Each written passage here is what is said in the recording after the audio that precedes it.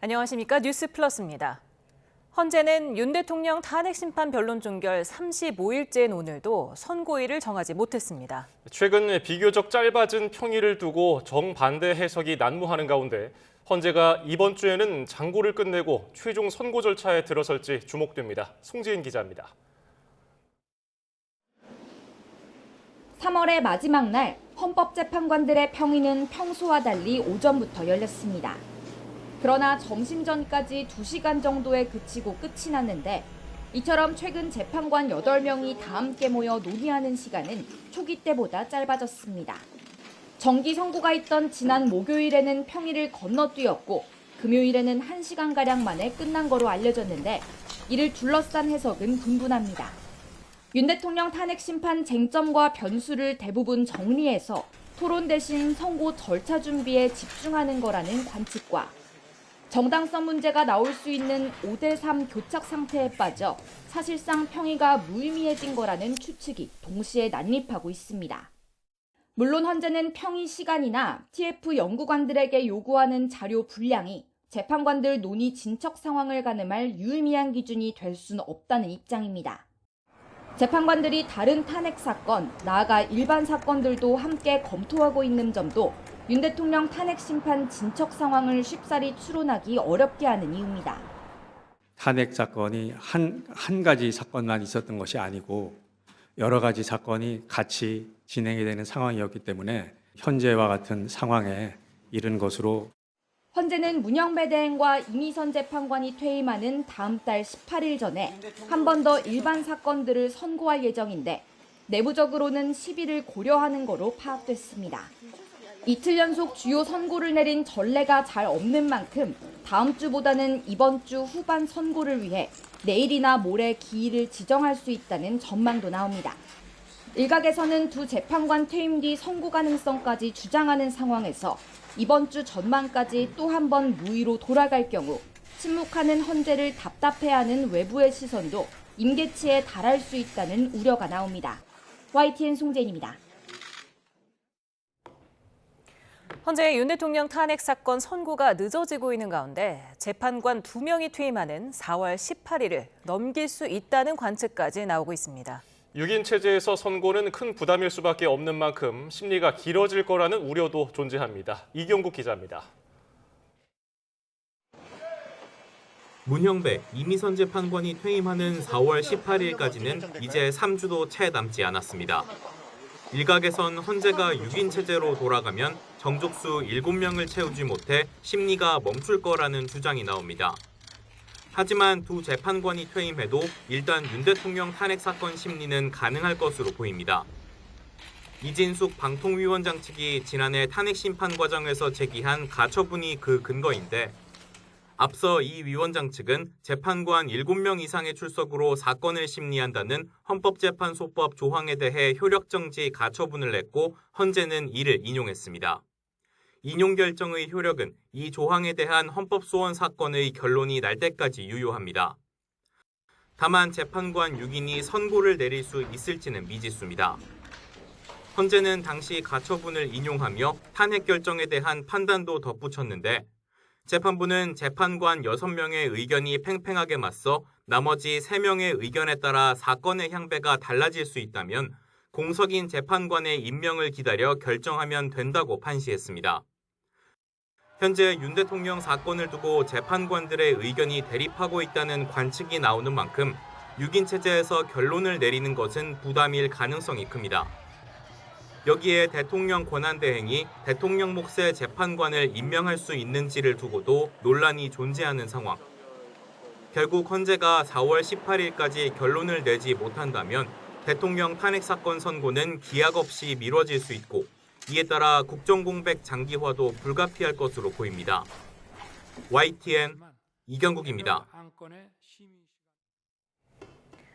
윤 대통령 탄핵 심판 선고 기일이 잡히지 않으면서 여야 모두 조속한 헌재 결정을 요청하고 있지만 제각각 속내에 가시돋친 설전도 오가고 있습니다. 헌법재판관 임명 문제를 둘러싼 여야 간 신경전 수위도 최고조에 달하고 있습니다. 국회 취재기자를 연결합니다. 임성재 기자.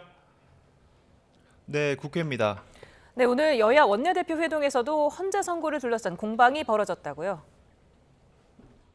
네, 여야는 윤 대통령 탄핵 심판 선고일을 정하지 않고 있는 헌재를 두고 거센 공방을 주고받고 있습니다.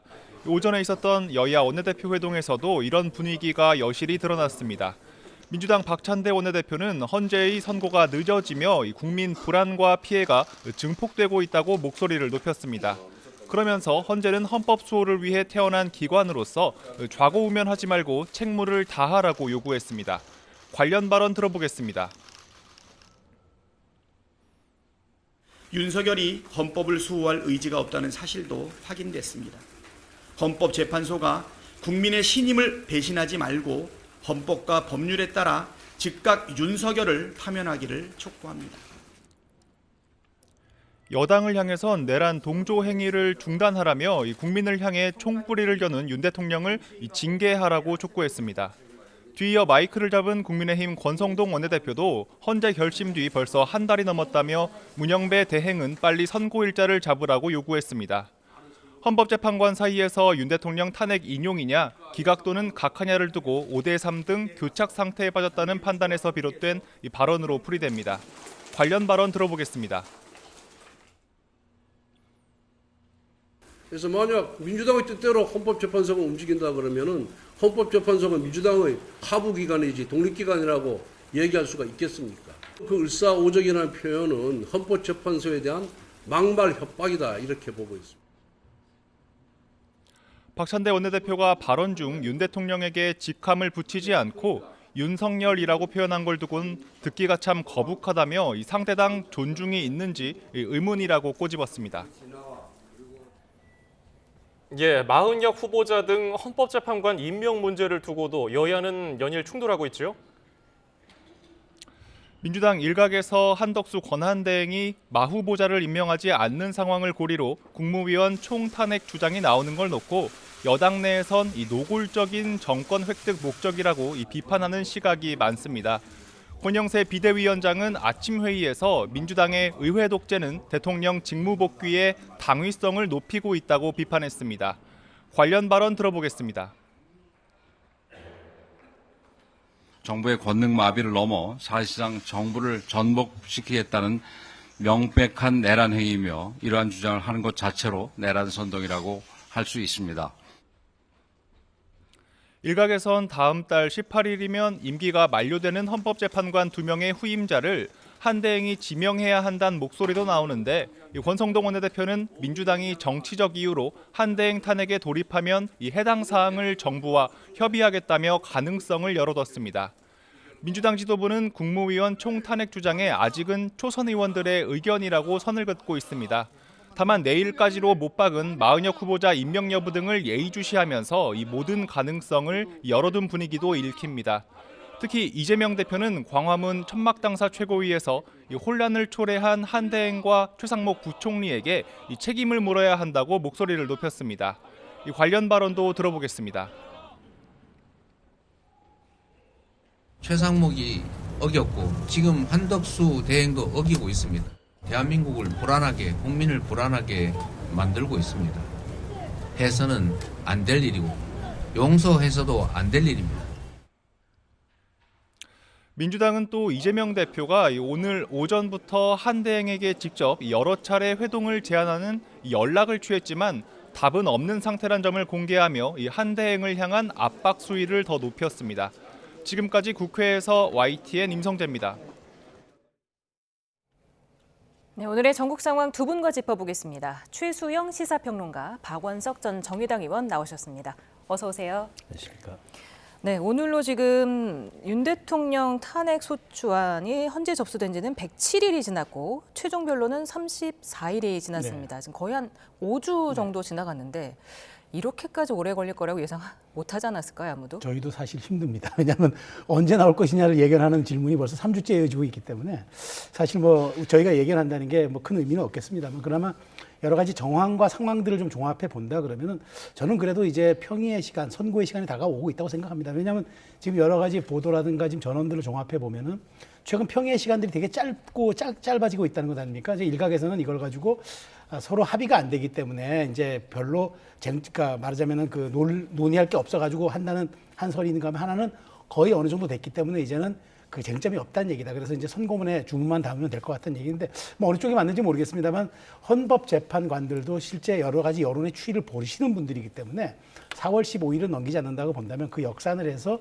저는 뭐 일단 재보궐선거가 있는 4월 2일은 피하고 그 이후에 선고 날짜를 공지하고 아마 다음 주 초 정도를 예상하고 있는데 아마 지금 헌법재판소도 그런 기류가 있지 않을까 싶습니다. 근데 뭐 일각에서는 여러 가지 설이 나오지만 저는 그 헌법재판관들이 판단한 대로 내면 될 일이지 그게 어느 선을 충족해야 된다는 법은 없기 때문에 저는 이제 선고의 시간이 다가오고 있다고 전망합니다.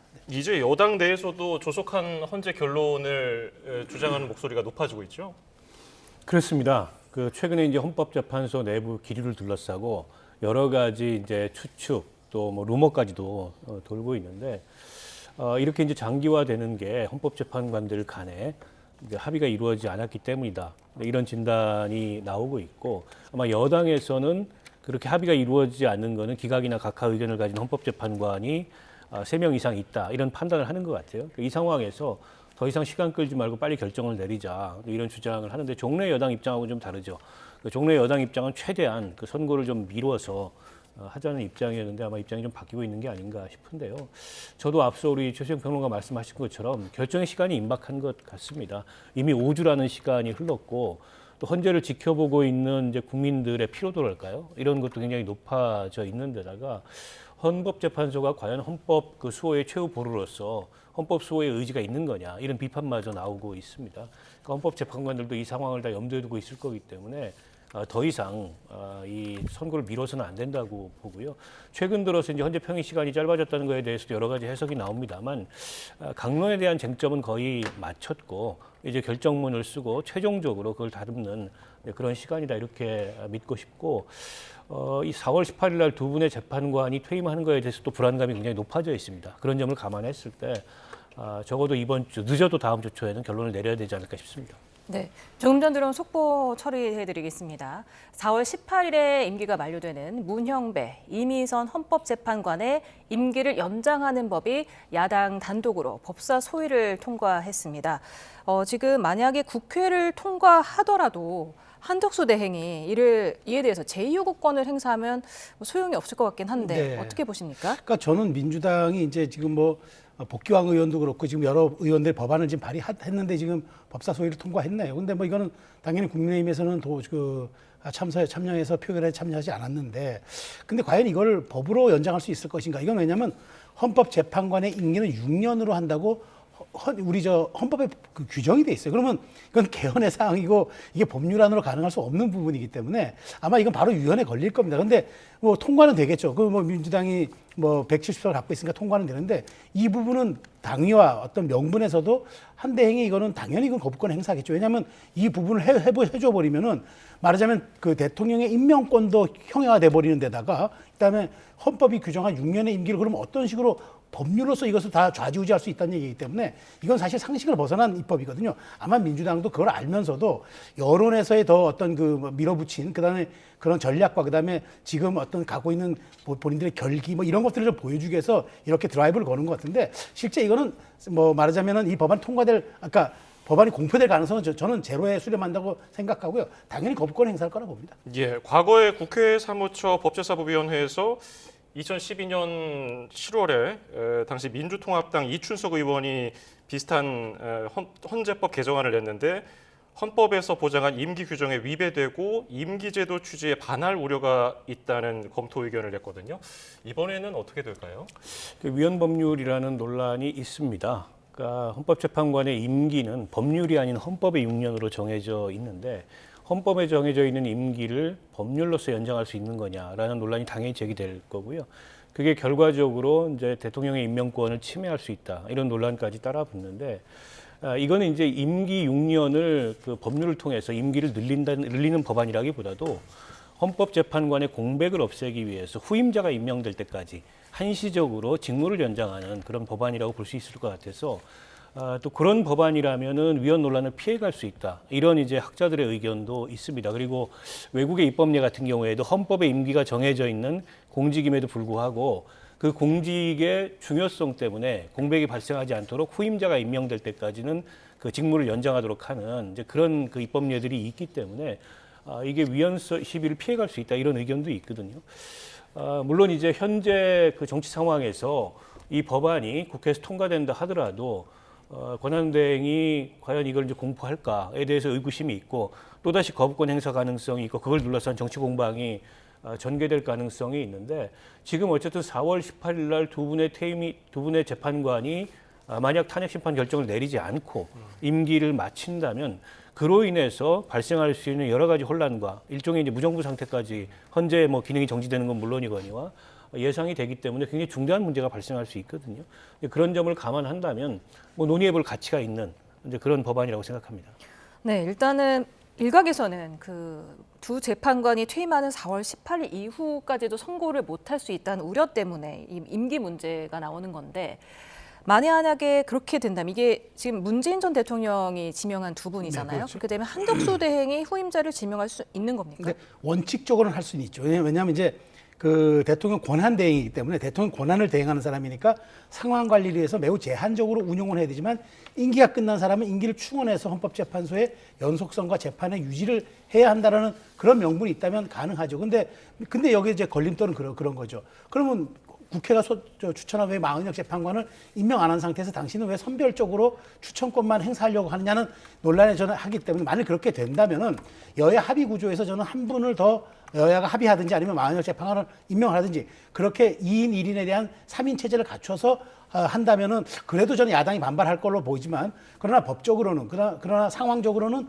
사실 한대행이 행사에도 지금 현재 상황에서는 큰 무리가 없는데 사실 이 부분은 아까는 임기가 6년으로 제한돼 있지만 대통령 권한 대행이 대통령 권한을 행사할 수 있냐 여부는 행사할 수 있게끔 하는 게 지금 어쨌든 지금 뭐 법 해석의 그런 취지이기 때문에 저는 할 가능성도 있다고 보지만 이 문제는 결국 근데 4월 15일까지 나타나지 않을 때 아마 한 2, 3일 사이에 이 부분과 더불어서 굉장히 정치권 뜨거운 쟁점이 될 것 같다는 생각이 듭니다. 예, 실제로 김용민 민주당 의원이 대통령 권한대행은 대통령 몫의 헌법재판관 임명을 못하게 하는 법안을 발의했단 말이죠.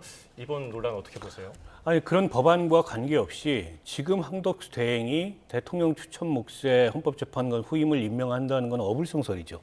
왜냐하면 국회에서 추천이 돼서 그걸 임명 안 함으로 인해서 본인이 탄핵 소추도 됐고 그에 대한 권한쟁의 심판까지 제기돼서 헌재가 이걸 임명하지 않는 건 위헌이라는 결정이 났는데도 지금 임명을 안 하고 있거든요.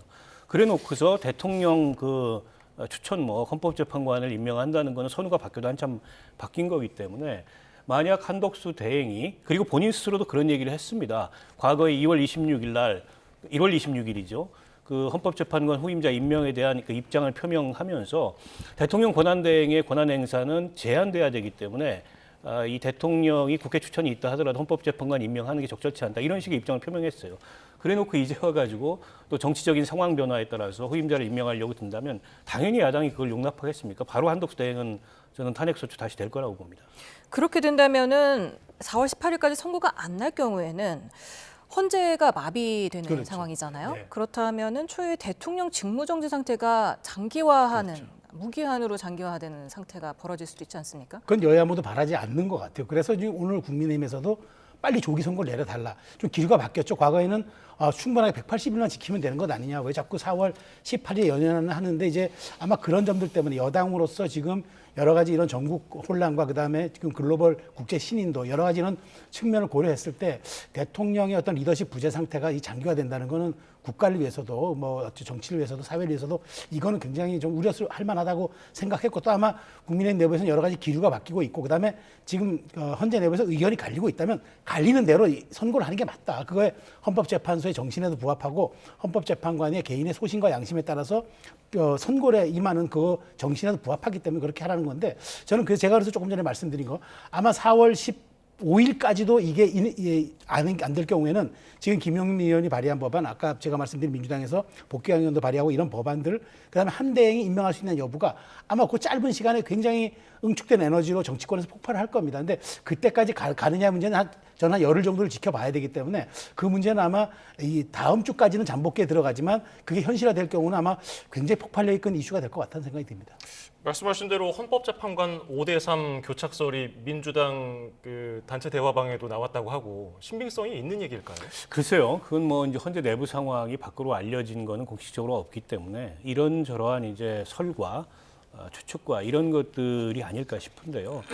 만에 하나 저게 사실이라면 5대3 교착이 사실이라면 그 교착을 푸는 방법은 마은혁 재판관의 임명밖에 없다 이렇게 생각을 합니다. 왜 그러냐면 지금 위헌적인 상태에서 한 명의 헌법재판관이 임명되지 않고 있는데 5대3 결정을 내린다 그러면 그 결정의 정당성에 대한 문제 제기가 따를 수 있습니다. 때문에 8명 헌법재판관 체제에서 탄핵심판뿐만이 아니라 일반 위헌 사건에 있어서도 헌재가 결정을 내린 적이 없다고 합니다. 5대3이라는 결정을. 그러니까 전례 없는 결정을 내리게 되는 건데 그거 아마 헌법재판관들이 다 피하려고 할 거고요. 그렇게 되면 이 5대3 교착 상황을 풀기 위해서는 헌재를 완전체로 만드는 게 답이고 그리고 완전체를 만드는 게 정상입니다. 지금 매일매일이 위헌 상태에 있는 거고 논리적으로 봤을 때 한덕수 대행은 그 위헌 행위에 대한 책임을 물어서 또다시 탄핵될 수 있는 그런 상황이고 지금 국회의장이 다시 권한쟁의 심판을 헌재에 제기를 했고 기존 권한쟁의 심판의 해석을 연장해서 이번 그 권한쟁의 심판이 적용해달라. 즉 별도의 권한쟁의 심판 없이 그 해석을 연장해달라는 신청까지 가처분 신청까지 함께 냈거든요. 그런 점에 비추어 봤을 때 한덕수 대행이 지금 이렇게 임명하지 않는 모습은 굉장히 정략적인 저는 행위를 하고 있다고 봅니다. 위헌 행위를 무릅쓰고 저는 바람직하지 않고요. 지금 야당에서 그와 관련해서 뭐 최후 통첩성 발언도 나왔고 탄핵의 움직임도 있는데 그 야당으로서도 뭐 줄탄핵 이런 논란을 의식해서 정무적으로는 최종 판단을 내리지 않은 것 같아요. 그러나 원칙적으로 봤을 때 탄핵당해도 할 말이 없다라고 생각합니다. 네, 지금 헌법재판관 5대3 교착설이 흘러나오는 가운데 박찬대 민주당 원내대표가 김복형, 정영식, 조환창 재판관을 콕 집어서 국민의 신임을 배신하지 마십시오. 을사오적의 길을 가지 마십시오라면서 압박을 한 것으로 보이는데 이런 말이 실제로 어떻게 영향을 미칠 것으로 보십니까? 저는 굉장히 부적절했다고 봐요. 왜냐하면 이제 앞서서 정계선 재판관과 이제 진보 성향의 재판관들을 묶어서 빨리 선고를 내려달라고 결정 내달라고 하고 빨리 그 또 나머지 중도로 알려진 두 분에게도 이제 말하자면 선고에 빨리 참여해달라고 주문하지만 나머지 보수로 알려진 세 분에 대해서는 그 굉장히 강한 어조로 을사오적이라는 표현을 쓰고 물론 올해가 을사년이니까 한일 병탄 시절에 그 말을 가져와서 그 뭐 약간 뭐 이 비유와 인용을 했다고 저는 보지만 그럼에도 불구하고 그것은 저는 낙인 찍기고 그다음에 굉장한 말하자면 악의적 좌표 찍기다. 이거는 정치권이 해서는 안 되는 일을 했는데 이렇게 한 이유가 뭐냐, 배경이 뭐냐면 아마 지난번 한덕수 총리 권한대행에 대해서 나왔던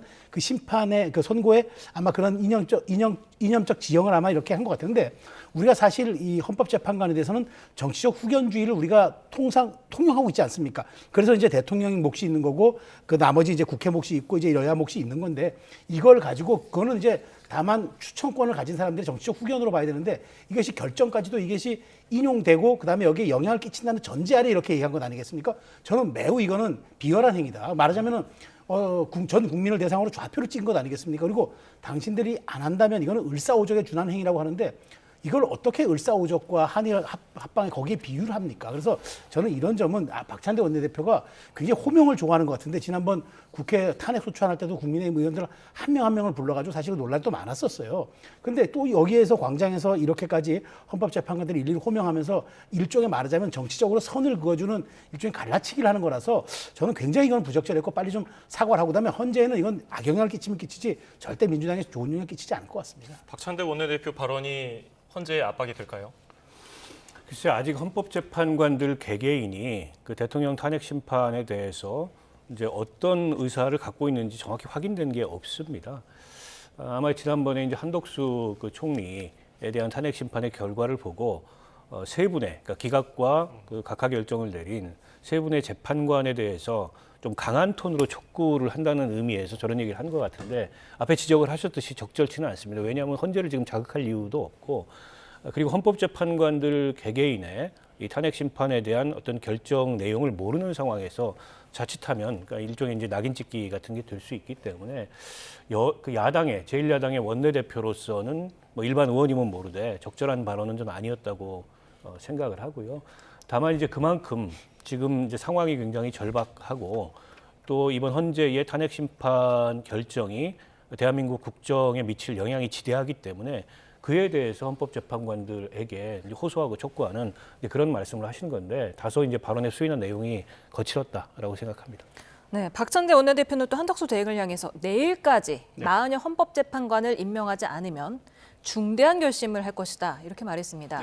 재탄핵을 의미하는 겁니까?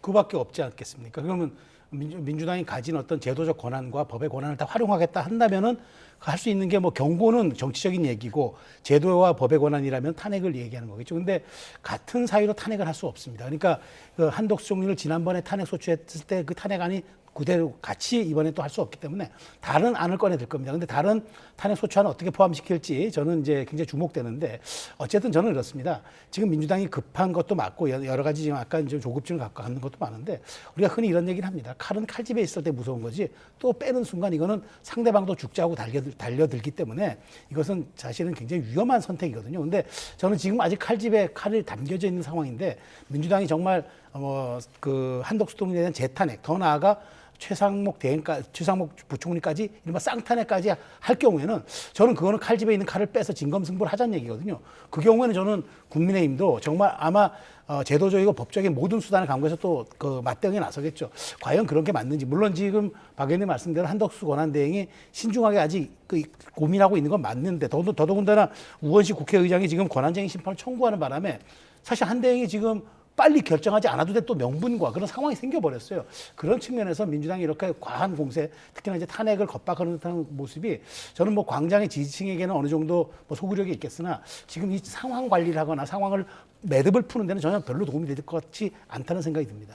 대통령 권한대행직을 승계할 다른 국무위원들까지 줄줄이 연쇄 탄핵하는 방안도 거론이 되고 있는데 마흔여 후보자 미임명 씨예요. 이런 전략은 어떻게 보십니까?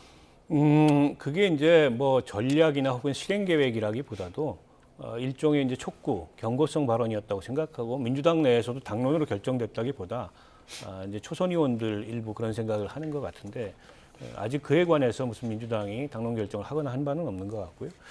그러니까 지금 이제 그 박찬대 원내대표가 중대 결심을 얘기했는데 중대 결심의 내용에 대해서 아직 공식적으로 밝힌 건 아닙니다. 다만 어쨌든 중대 결심이라는 표현에서 유추해 보건데 이 한덕수 대행과 최상목 그 부총리에 대한 탄핵 소추 카드를 다시 꺼내드는 거 아니냐. 근데 제가 앞서 말씀드렸듯이 저게 과한 어떤 주장이라고 보기가 어려운 게 어쨌든 그 헌법재판소의 권한쟁의 심판에 대한 그 결정으로 인해서 임명하지 않는 행위가 위헌임이 명백해졌고 한덕수 총리에 대한 탄핵 심판에서도 5분의 헌법재판관 같은 경우에는 헌법법률을 위반한 행위라고 분명하게 명시를 했습니다. 그리고 김복형 재판관 같은 경우에 위헌 위법은 아니라고 했습니다만 위헌 위법이 아니라고 판단하는 것은 당시의 탄핵 소추가 그 즉시 한덕수 총리가 임명하지 않은 즉시 즉 그 마흔역 재판관 그 임명 동의안이 통과됐는데 임명하지 않은 즉시 탄핵이 이루어졌기 때문에 그게 상당 기간이 필요하다라는 측면에서 위헌 위법이 아니라고 했지 정당화될 수 있는 건 아닌데 이미 그 마흔역 재판관의 임명 동의안이 통과된 지가 지금 96일이 지났습니다. 상당 기간이 지났다고 볼 수 있거든요. 그 과정, 그 중간에 이미 저 권한쟁의 심판을 통해서 저게 위헌이라는 그런 결론까지 내려진 마당에 임명을 하지 않는다는 것은 논리적으로 당연히 탄핵 사유가 되죠. 다만 정치적으로 혹은 정무적으로 탄핵 심판에서 복귀한 총리를 다시 한번 탄핵하는 것이 국민들에게 어떻게 비출지 또 국정의 이제 안정이라는 측면에서 야당이 그런 공직자에 대한 연쇄 탄핵을 계속 주도하는 게 국민들 눈에 어떻게 비칠지 이런 점을 고려하기 때문에 아직 최종 결정을 내리지는 않은 것으로 볼 수 있을 것 같습니다. 네, 그럼 다른 국무위원들까지도 줄 탄핵할 수 있다는 것에 대해서 지금 국민의힘은 민주당 초선 의원 전원 그리고 이재명 대표, 방송인 김어준 씨 등 72명을 내란 음모 혐의로 경찰에 고발했어요. 그러니까 민주당뿐은 아닌데 이제 그 이재명 대표를 변호했던 변호사 한 분이 이제 사실 이게 우리 내란에 적용된다라고 얘기했어요. 왜냐하면 김필성 변호사요. 김필성 변호사죠. 왜냐하면은 사실 국가기관의 어떤 무력화를 목적으로 물론 제도가 갖고 있는 힘을 이용한다지만 이렇게 말하자면은 아예 국무회의를 무력화시켜서 정부가 예산이든 정책이든 뭐 국방에 대한 모든 부분들을 다 아무것도 할 수 없게 만드는 이른바 국정 공백 상태를 민주당이 의도적으로 초래했기 때문에 이건 내란으로 볼 수 있다라는 것 아니겠습니까? 저는 해석에 따라서 그렇게 될 수 있다고 봐요. 그러니까 민주당이 갖고 있는 권한을 무작정 남용하라는 얘기가 법에 주어진 권한 아니지 않습니까? 제도적인 자제와 인내를 통해서 제한적으로 운용해야 되는데 이렇게 해서 그러면 정부가 무력화돼서 아무런 법 집행을 못한다. 심지어 거부권도 행사할 수 없다. 민주당의 속내는 아마 이런 겁니다. 그렇게 되는 국무회의는 아무런 걸 행사 못하기 때문에 거부권도 할 수가 없어서 결국 자신들이 만들었던 법안이 일정 기간이 지나면 그대로 공표가 되는 그런 패싱이라는 법안이 되기 때문에 그런 것들에 대한 어떤 어떤 생각을 가지고 아마 이런 노림수로 판 것 같습니다. 그렇지만 저는 뭐 가능하지도 않을 뿐더러 실제 민주당이 그렇게 했을 때 자 그러면 우리 해외에서 민주당을 보는 눈은 어떻겠습니까? 아니 저 정당은 제1당이면서 국가의 모든 행정부를 완전히 그냥 형해화시키고 그 존재 자체를 없애버리는 그런 그 정당으로 본다 그러면은 과연 민주당이 그것이 올바른 전략의 순지 저는 오히려 되묻고 싶습니다. 여당에서는 이에 대응해서 제2요구권 행사는 국무회의가 필요 없다는 뭐 입장도 강조를 하고 있고 2명만으로도 할 수 있게 하겠다. 그러니까 국무회의를 2명만 출석해도 열 수 있도록 개의 요건을 고치겠다고 하는데 이건 어떻게 보십니까? 글쎄요. 저는 참 지금 국민의힘에게 묻고 싶은 게 윤석열 대통령이 위헌적인 그런 계엄을 선포하고 또 위헌적인 포고령을 발표하고 국회에 군대를 보내서 국회 권한 행사를 기능 행사를 정지시키려고 한 행위가 이 불법도 아니고 위헌도 아니고 내란도 아니라고 엄호하면서 민주당 의원들이 말 한마디 한 걸 가지고 저걸 내란이라고 고발하는 게 제정신인가 싶습니다. 앞서 이제 해외에서 이걸 어떻게 볼까 이렇게 우려를 해주셨는데 해외에서 윤석열 정부나 윤석열 대통령, 대한민국의 여당을 어떻게 볼까요? 저는 그 점이 더 우선적으로 어떻게 보면은 걱정되고 혹은 판단돼야 될 측면이라고 생각합니다. 야당 의원들이 그런 얘기를 한 거는 지금 대통령 그 탄핵 심판이 장기화되고 결정이 내려지지 않는 상황 그리고 그 과정에서 한덕수 총리와 추상목 권한대행이 명백한 위헌행위를 저지르고 있기 때문에 그에 대한 경고성 발언 차원에서 한 건데 그걸 가지고서 무슨 그 내란 음모라고 고발을 하는 것 자체가 제가 보기에는 넌센스고 제가 만약 검사로서 그 고발장을 받았다면 바로 각하시킬 것 같아요. 범죄 구속 요건이 아예 해당이 안 되기 때문에 그러면서 윤석열 대통령의 내란 행위는 엄호하고 두둔하는 게 과연 이 대한민국 여당이 제정신인가 하는 걱정이 듭니다. 네, 판사 출신 나경원 의원은 당의 공식 입장이라면 정부는 즉각 위헌정당 해산심판 제소에 나서야 한다 이렇게도 주장을 했거든요. 그러니까 나경원 의원 입장에서는 강한 발언을 쏟아낼 수밖에 없는 게 뭐 실제 지금 하고 있는 나경원 의원 판사 출신인데 민주당이 하는 행위가 겁박과 그 어떤 그 말하자면 협박의 도를 넘어서 실제 지금 국무회의를 그냥 아예 아주 공중분해 시켜버리는 쪽으로 한다. 이거는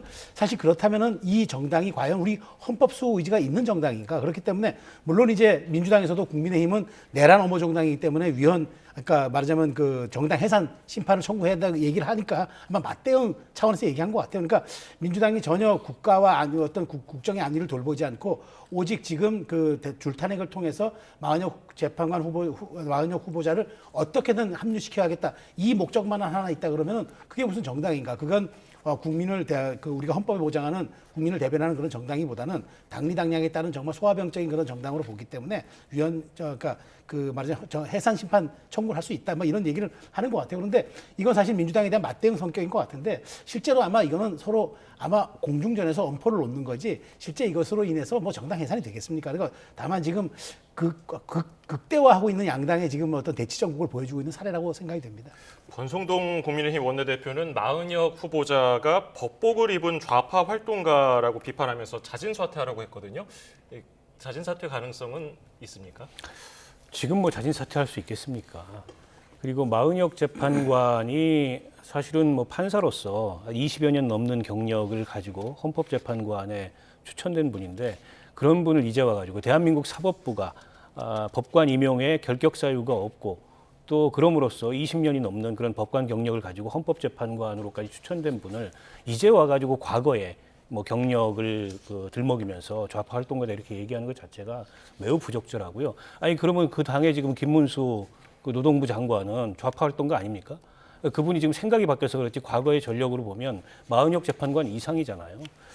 제가 보기에 이치에 안 맞는 말씀을 아무리 지금 여야 간의 대립과 정쟁과 갈등이 심하다 하더라도 금도가 있는 건데 그런 금도가 넘는 말씀을 저는 하신다고 생각을 하고요. 그러니까 저는 뭐 그 국민의힘에서 오늘 뭐 그 여당 의원들 고발한 것도 그렇고 마은혁 재판관을 향해서 저렇게 얘기하는 것도 그렇고 결국에는 헌법재판소가 정상적인 그 완전체가 돼서 대통령 탄핵 심판에 대한 결정을 내리는 것을 방해하는 행위를 저는 국민의힘조차도 위헌 행위를 하고 있고 일종의 이제 내란 동조 행위를 하고 있다고 봐요. 그러니까 앞서서 이제 민주당을 향해서 뭐 정당 그 해산 얘기를 말씀을 하셨는데 국민의힘이야말로 위헌 정당으로서 이제 이 해산 요건에 해당하는 그런 행위를 저지르고 있다 이렇게 생각합니다. 이렇게까지 이름이 많이 회자됐던 재판관이 네. 있었던가 싶기도 한데 네. 마은혁 헌법재판관 후보자가 지금 어떤 생각을 하고 있을지 참 궁금하고 네. 내일 한덕수 대행이 국무회의 전에 국무위원 간담회를 소집한다고 네. 합니다. 뭐 상법 개정안의 거부권을 가닥 잡은 것 같은데 네. 마은혁 후보자에 대한 얘기도 오가지 않을까요?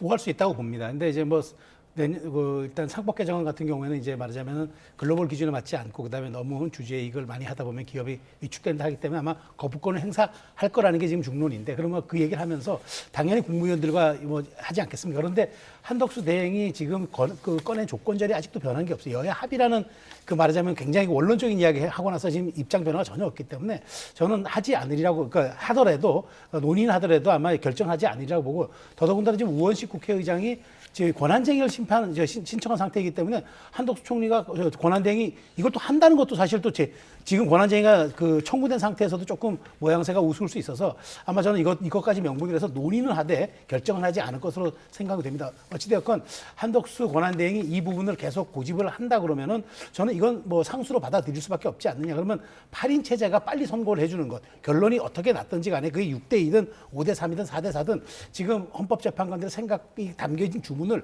빨리 내주는 게 저는 시급하다고 봅니다. 예. 그런가 하면은 민주당 이재명 대표 대장동 민간개발업자 재판 증인으로 이제 신청이 됐는데 오늘까지 4차례 연속 불출석했습니다. 그래서 300만 원에 더해서 500만 원, 총 800만 원 과태료가 부과됐는데요. 이 점 어떻게 보고 계십니까? 글쎄요, 뭐 증인 불출석으로 인해서 과태료를 그 제1야당의 대표가 받은 게 뭐 적절치는 않겠죠. 그러나 지금 이제 상황이 워낙 특수한 상황이다 보니까 또 대장동 재판으로 본인이 또 이 재판의 피고인으로서 출석하는 게 아닌 증인으로 출석함으로 인해서 그와 관련된 어떤 이슈가 회자되고 시선이 분산되는 것을 우려해서 아마 증인 출석을 안 한 것 같은데 어쨌든 증인 출석도 일종의 의무잖아요. 법정에 증인 출석하는 건. 때문에 그 증인 출석을 안 함으로 인해서 과태료 부과를 받았는데 적절한 모양은 아니죠. 그러나 이제 이재명 대표로서는 아마 불가피하다고 생각을 할 것 같습니다. 지금 뭐 이재명 대표 사법 리스크가 어떻게 보면 여당으로서는 가장 이제 공격의 그 소재인데 본인이 이제 선거법 재판이 한숨 돌린 상황이지 않습니까? 이런 상황에서 이재명 대표 사법 리스크와 관련된 이런 그 이슈가 또다시 회자되는 것을 원천적으로 좀 차단하자 이런 차원에서 이제 증인 출석조차 하지 않은 게 아닌가 싶은데요. 본인은 뭐 그런 어떤 그 판단 하에 과태료를 감수하고라도 그에 따른 논란을 감수하고라도 증인 출석을 하지 않겠다 이렇게 결정한 게 아닌가 싶습니다. 검사는 이제 원칙대로 구인 절차를 밟아달라고 재판부에 요청을 했는데 재판부는 강제 조치가 가능한지 고민 중이다. 왜냐하면은 헌법상 불체포 특권이 국회의원에게 있지 않습니까? 네, 그렇죠. 4월과 5월에 임시회가 잡힌 것으로 보인다. 어떻게 들으셨어요? 글쎄 뭐 강제 구인 뭐 하고 이렇게 하는 부분들 사실 법원도 좀 부담스럽기도 하고 또 국회의원은 권한이 있기 때문에 그렇지만 저는 그 아무리 그렇다고 하더라도 이재명 대표가 본인은 윤석열 대통령 그 헌재는 빨리 아주 빨리 속도감 있게 해야 된다고 얘기하고 그다음에 본인의 재판에 대해서는 물론 이게 증인이고 뭐 하지만 성실하게 재판받고 그다음에 본인의 혐의를 빨리 떨쳐내는 게 본인이 그렇게 본인에게도 유리한 거 아닌가요? 더더군다나 이번에 2심에서 무죄 받았기 때문에 그럼 본인이 그렇게 늘 무죄라 주장하는 지금 다 모든 그 혐의들인데 그렇다면 당당하게 나가서 빨리빨리 진행해서 하는 게 마치 조기 대선이 또 이루어지면은 헌법 84조 논란 꺼내들어서 나 그때 당선되면 재판 중지돼도 돼요. 이런 논리를 하기 위해서 자꾸 이렇게 시간 끄는 거 아닌가 하는 의심을 받지 않습니까? 최소한 정당의 대표고 그다음에 유력한 대권 후보라면은 이런 사법적 문제에 대해서는 국민 눈높이에 맞게 정확하게 본인이 할 수 있는 부분에 대해서는 법의 어떤 그런 과정과 절차에 충실하고 성실히 따라주는 것. 그게 저는 행위 자체로서의 메시지라고 보기 때문에 이재명 대표가 좀 전향적 태도를 취해야 한다고 봅니다. 예, 차기 대선 주자 적합도를 보면은 이재명 민주당 대표 지지율이 조금 올랐는데 지난주에 공직선거법 2심 결과가 좀 반영된 영향이라고 봐야 할까요? 그렇게 볼 수 있겠죠. 그 선거법 항소심 무죄 판결로 인해서 야당 지지층이 결집한 측면도 있고 또 중간층에서도 이재명 대표 사법 리스크로 인해서 좀 지지를 유보했던 그런 지지층이 돌아선 그런 것의 효과라고 볼 수 있을 것 같고요. 그러나 이제 앞으로 그 여론조사는 계속 있을 거기 때문에 추이를 보는 게 저는 중요하다고 생각합니다. 그러니까 지금 여당 지지층들 같은 경우에 여당 그 대권 주자들 다 합쳐봐야 이재명 대표 지지를 못 따라오는 상황이거든요. 이 상황이 계속되고 있고 이 상황이 이제 고착되는 그런 흐름이기 때문에 만약 이 상태에서 조기 대선이 열린다면 여당으로서는 물론 경선 과정에 뭐 일종의 이제 경선의 역동성이나 이런 것들이 더해진다 하더라도 객관적으로 어려운 상황이 돼 가고 있거든요. 때문에 여당에서는 계속 이제 이재명 대표의 사법 리스크를 주요한 공격 소재 삼아서 이슈로 부각시키려고 하는데 지난 선거법 그 항소심 결과가 많은 부분 그걸 이제 이 해소한 그런 그 상황이어서 이재명 대표로서는 어떻게 보면 대권 가도에 좀 파란불이 들어온 상황이 아닌가 싶습니다. 네, 49.5%로 나머지 후보를 다 합해도 지금 34.9%로 네, 그렇죠. 굉장히 많은 차이가 있습니다. 이렇게 독주를 계속해서 이어나갈 것으로 보십니까? 근데 두 가지 측면에 약간 그 한계는 있는 것 같아요. 하나는 뭐냐면 이재명 대표가 사실 이번에 족쇄를 거의 털어버렸다고 해도 이재명 대표 표현에 따르면은 그건 사실은 이제 굉장히 날개 다른 이제 그런 그 상황이 된 건데 그럼에도 불구하고 이재명 대표가 압도적 지지는 그렇게 저는 못 보여주고 있다. 왜냐하면 사실 지금 다른 분들은 여러 가지 제한적 요소들이지만 이재명 대표는 단 한 건의 제한 요소가 없잖아요. 지금 당도 일극체제고 본인에게 도전할 수 있는 유의미한 지금 후보들도 없는 상황에서 최소한 이러면 저는 과반을 당연히 넘어야 되는데 그럼에도 불구하고 이재명 대표가 아직도 우리가 흔히 얘기하는 박스권이라는 데서 크게 못 벗어나고 있다는 점, 요 점이 아마 첫 번째 한계고 두 번째 한계는 이재명 대표에 주어진 중도의 비호감, 이 측면을 또 어떻게 극복해낼 것인가. 우리가 굉장히 지지도도 따라가는 중요한 그 어떤 선행 지표이기도 하지만 호감도의 측면도 굉장히 중요한 지지의 한 요소이기 때문에 그런 점들은 또 이재명 대표가 앞으로 어떻게 극복할 것인지 저는 두 가지는 이 수치가 보여준 또 과제라고 생각을 합니다. 예, 오늘 말씀 여기까지 됐죠. 최수영 시사평론가, 박완석 전 정의당 의원이었습니다. 감사합니다. 감사합니다.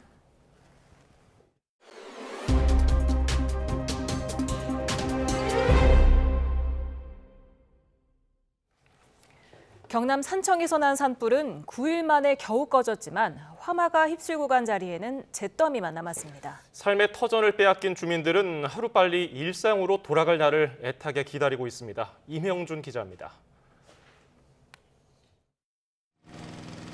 주부를 잡은 뒤에도 쉴 새 없이 헬기가 날아다니며 잔불 정리에 분주합니다. 피해가 난 지역을 직접 찾아가 봤습니다. 지난 23일 화마가 휩쓸고 간 산청군 시천면의 작은 절. 1,300여 제곱미터 넓이의 절은 폐허로 변했습니다. 대웅전과 산신각은 기둥 하나 없이 그대로 주저앉아 잔해만 남았습니다. 소방관들은 갑자기 덮친 불을 피하며 두고 간 소방 호스를 되찾으러 왔습니다. 600도 이상의 고열을 견디지 못한 호스는 그을리다 못해 녹아내렸습니다. 절을 지키던 주지 스님은 불자들에게 미안한 마음뿐입니다. 담담하죠. 네, 물론 담담하고 불자들이 계시잖아요. 그분들을 생각하면 내가 또 그 부처님을 생각하듯이 미안하고 죄스러운 기라요. 산불은 산골 주민들의 소중한 보금자리도 덮쳤습니다. 주민들은 마을이 하루라도 빨리 원래 모습으로 돌아오기만을 간절히 기원합니다. 전소가 돼서 못 돌아오신 분들은 계속 이렇게 대피소에서 생활을 하고 계시는데 빠르게 좀 일상생활로 복귀가 좀 되었으면 하는 바람이고 지방자치단체는 피해 조사에 나섰습니다. 산불로 인해 피해받은 주민들의 삶의 터전을 신속하고 정확하게 조사해서 주민들이 제대로 보상받고 조속히 일상 회복될 수 있도록 최선을 다하도록 하겠습니다. 산청 하동 산불의 피해를 본 시설은 민가를 포함해 모두 84곳. 산불 영향구역은 축구장 2,600개 넓이로 추산됩니다. 산청에서 발생한 산불은 213시간여 만에 주불이 잡혔습니다. 하지만 산불로 삶의 터전을 잃은 주민들이 언제쯤 예전의 일상으로 돌아갈 수 있을지는 기약이 없습니다. YTN 임영준입니다. 전국의 대형 산불 주불이 모두 진화되면서 중앙재난안전대책본부가 대규모 피해 복구를 위해 범정부 역량을 집중하겠다고 밝혔습니다. 중대본은 우선 이재민에 대해 의약품 지급과 24시간 건강 모니터링 등 의료 지원 및 트라우마 치료를 위한 심리 치료를 강화합니다. 또 조립식 주택 등 임시 주거시설을 조기 공급한다고 말했습니다. 산불 피해를 입은 중소기업과 소상공인에겐 융자와 보증, 경영자금을 지원하고 농업인에 대해서는 농기계 무상 지원을 진행합니다. 경북 의성과 경남 산청, 울산 울주까지 비슷한 시기 영남권을 덮쳤던 산불이 모두 꺼지면서 산불 원인을 찾는 수사가 본격 시작됐습니다. 우선 경찰은 성모객 실화로 추정되는 경북 의성 최초 발화지 현장 감식을 진행했습니다. 이윤재 기자입니다. 국가수와 소방, 경찰 수사관들이 현장을 살피며 불꽃의 흔적을 찾습니다. 화염이 바람을 타고 번진 방향 등을 확인하고 찾아낸 증거물을 옮겨 담습니다. 역대 최대 규모 피해를 남긴 경북 산불의 최초 발화 장소에 대한 합동 감식이 이뤄졌습니다. 앞서 경찰은 실화 혐의를 받는 A씨를 입건했고 봉분에 있는 나무를 태우려다 불이 났다는 A씨 가족의 진술을 확보했습니다. 피의자 또 참고인 조사에 이은 현장 감식으로 산불 원인 규명은 속도를 낼 거로 보입니다. 최초 발화 지점과 발화 원인을 규명하기 위해 국가수, 소방 등과 함께 합동 감식을 실시했으며 또 경북 전역으로 불이 번졌기 때문에 그 화재 방향도 같이 영남 지역 산불 가운데 가장 오랜 시간 이어진 산청 하동 산불 원인 수사도 경찰이 맡았습니다.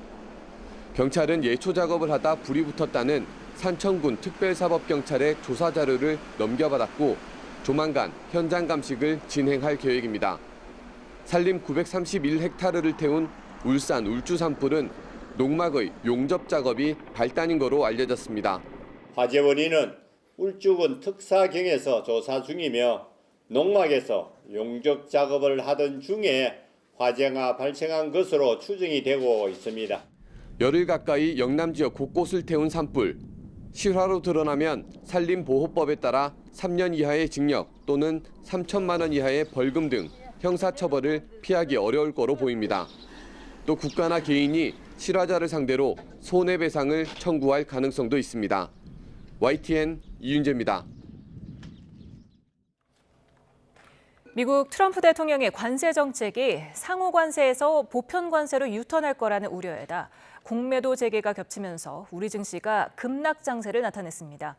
외국인의 거센 매도 속에 코스피 2,500선이 무너졌고 코스닥 지수도 670선 초반까지 밀렸습니다. 류한홍 기자가 보도합니다. 대부분 종목이 하락하면서 한국거래소 전광판이 주가 하락을 뜻하는 파란색으로 물들었습니다. 코스피는 3% 하락해 2,500선 아래로 내려왔고 코스닥 지수도 3% 하락해 670선 초반까지 밀렸습니다. 코스피와 코스닥 시장에서 외국인이 1조 8천억 원 순매도를 했습니다. 1년 4개월 만에 공매도가 재개된 첫날, 외국인이 돌아올 것이란 기대는 보기 좋게 날아갔습니다. 미국 트럼프 대통령의 관세 정책이 상호 관세에서 모든 국가를 대상으로 한 보편 관세로 유턴할 것이란 소식에 지난 금요일 뉴욕 증시에 이어 우리 증시도 급락 장세를 나타냈습니다. 미국이 소비 경기를 중심으로 경기가 둔화되고 물가가 다시 올라가는 국면을 전혀 배제할 수가 없기 때문에 트럼프 대통령의 관세 정책이 어느 정도 확실시 되기 전까지는 미국 시장에서 스태그플레이션에 관련된 논쟁거리가 좀 지속될 가능성은 있어 보입니다. 공매도는 최근 대차 잔고, 즉 증권사에서 빌린 주식수가 급증했던 2차 전지주에 몰렸습니다. 다음 달 발표될 1분기 실적이 안 좋을 것이란 예상에 주식을 빌려서 파는 공매도가 집중됐습니다. 2차 전지가 지금 올해 1분기 실적도 상당히 안 좋다는 그런 전망들이 나오다 보니까 그런 상황에서 공매도 물량을 좀 앞으로 실적이 좀 안 좋아지는 이런 섹터에 좀 집중적으로 좀 매도를 하고 있는 그런 부분들인 것 같습니다. 그래서 삼성전자는 4일 만에 다시 5만 전자로 복귀했고 SK하이닉스를 비롯해 시가총액 상위 종목 대부분 줄줄이 하락했습니다. 증시가 급락하며 원달러 환율은 1,470원을 넘는 등 상승세를 나타냈습니다. 미국 트럼프 대통령의 관세 정책 불확실성으로 최근 원달러 환율은 1,470원대를 오르내리며 긴장감을 고조시키고 있습니다. YTN 유환홍입니다. 오늘 원달러 환율은 서울 외환시장에서 오후 3시 반 기준 1,472.9원을 기록해 2009년 3월 4일 이후 최고치를 기록했습니다. 이후 원달러 환율은 1,472.9원을 넘어서 1,473.8원까지 상승했습니다. 정부가 정한 복귀 시한이 끝나면서 막판까지 등록하지 않고 반발하던 의대생 대부분은 결국 복학을 선택했습니다. 하지만 수업 거부 방침은 여전한데 정부는 복귀는 등록이 아닌 수업 참여라고 다시 한번 강조했습니다. 김주영 기자가 보도합니다. 정부가 정한 시한이 막바지에 다다르자 버티던 의대생들도 결국 등록을 선택했습니다. 전국 상당수 의대생들의 복귀에 이어 충북대와 중앙대 의대 휴학생들이 전원 복학 신청을 마쳤고 전남대 의대는 학생들이 전원 복귀하겠다는 의견을 학교 측에 전달해 놓은 상황입니다. 교육부 관계자는 집단 휴학의 경우 학생들이 법적 문제를 제기한다고 해도 승소하긴 어려울 것이라며 강경한 입장을 고수했습니다. 일부 학교에서는 복학원의 수업에 참여하겠다는 조항을 추가해 서명을 받은 걸로 알려졌지만 학생들이 실제 수업에 참여할지는 여전히 미지수입니다. 교육부는 등록이 아닌 수업 참여가 복귀를 판단하는 기준이라고 다시 한번 강조했습니다. 복귀율도 추가 등록과 실제 수업 참여 여부까지 지켜보고 집계할 것으로 보입니다. 집단제적 위기를 넘기려 등록만 해놓고 수업은 계속 거부하는 사태를 막기 위해서입니다. 환자단체는 학생들이 무늬만 복귀를 한다면 대국민 사개극이 될 것이라며 제적을 예고했으면 그대로 시행하라고 촉구하기도 했습니다. 결국 내년도 의대 모집 인원이 최종 확정되는 4월 30일까지 수업 복귀를 둘러싼 의대생과 정부, 학교의 신경전은 계속될 전망입니다. YTN 김주영입니다. 사생활 논란이 불거진 배우 김수현 씨가 고 김세론 씨가 미성년자였던 때에 교제했다는 의혹을 전면 부인했습니다. 김 씨는 감정이 격해진 듯 자주 눈물을 보였습니다. 김승환 기자, 기자회견 내용 정리해 주시죠. 네, 검은 정장을 입고 나온 김수현은 사생활 논란과 관련해 40분 가까이 해명했습니다. 오늘 기자회견에는 많은 관심이 쏠린 만큼 200명이 넘는 취재진이 몰렸습니다. 김수현은 논란의 핵심 고 김세론의 미성년자 시절 교제와 채무 압박 의혹 모두 사실이 아니라고 부인했습니다. 5년 전 김세론과 사귄 건 맞지만 성인이 된 뒤 1년여 정도 교제를 했다는 겁니다. 그러면서 유족 측이 채무 압박을 받았다는 증거로 공개한 음성 증언이 거짓말이며 미성년자 시절부터 사귄 증거라고 내세운 SNS 대화도 가짜라고 주장했습니다. 유족 측을 향해 그동안 공개했던 증거가 진실이라면 수사기관에서 법적 절차를 통해 검증받자고 제안했습니다. 김수현은 고인이 편히 잠들지 못하는 것 같아 안타깝다며 김세로를 향한 미안한 마음을 보였지만 본인 때문에 고인이 죽음에 이르렀다는 유족 주장을 전하며 감정에 북받친 듯 눈물을 쏟아냈습니다. 너는 돈으로 고인을 압박해서 죽게 했다. 그러니까 너는 살인자다. 또 인간 김수현과 스타 김수현의 선택이 엇갈릴 때마다 늘 스타 김수현으로서의 선택을 해왔던 것 같다며 그간의 마음고생을 토로했고 오늘은 또 무엇을 폭로하고 왜곡해서 자신을 살인자로 몰아갈지 두렵다며 폭로 유튜브 채널에 대한 불안감을 드러내기도 했습니다.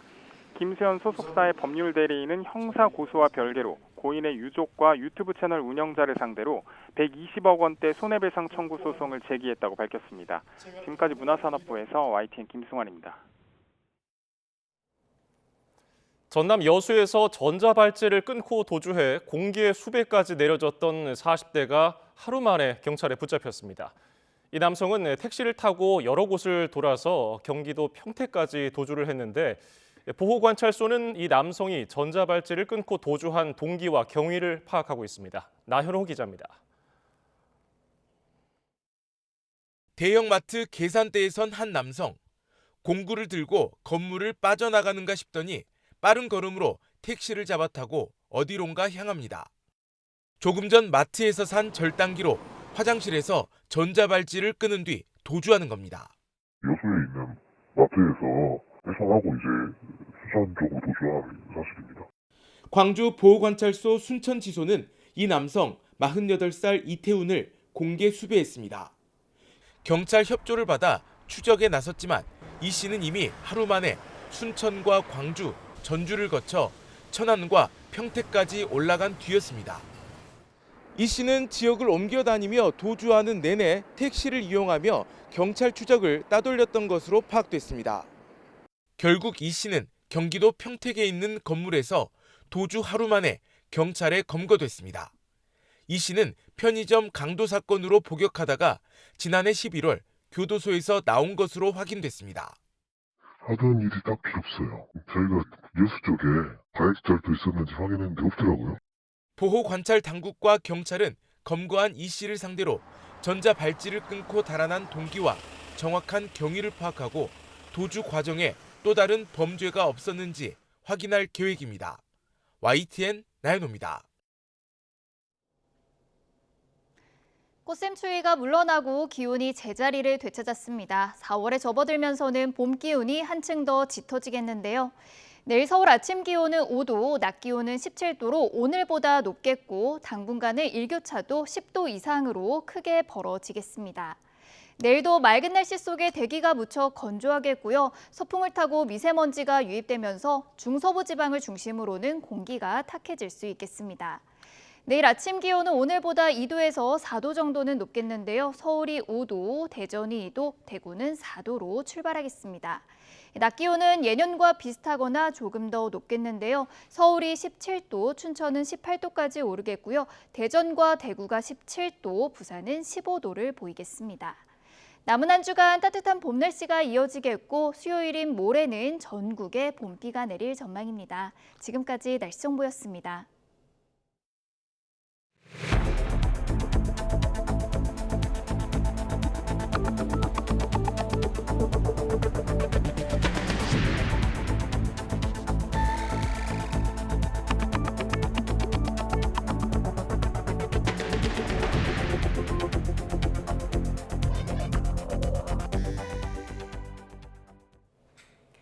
헌법재판소는 윤 대통령 탄핵 심판 변론 종결 35일째인 오늘도 선고일을 정하지 못했습니다. 최근 비교적 짧아진 평일을 두고 정반대 해석이 난무하는 가운데 헌재가 이번 주에는 장고를 끝내고 최종 선고 절차에 들어설지 주목됩니다. 송지인 기자입니다.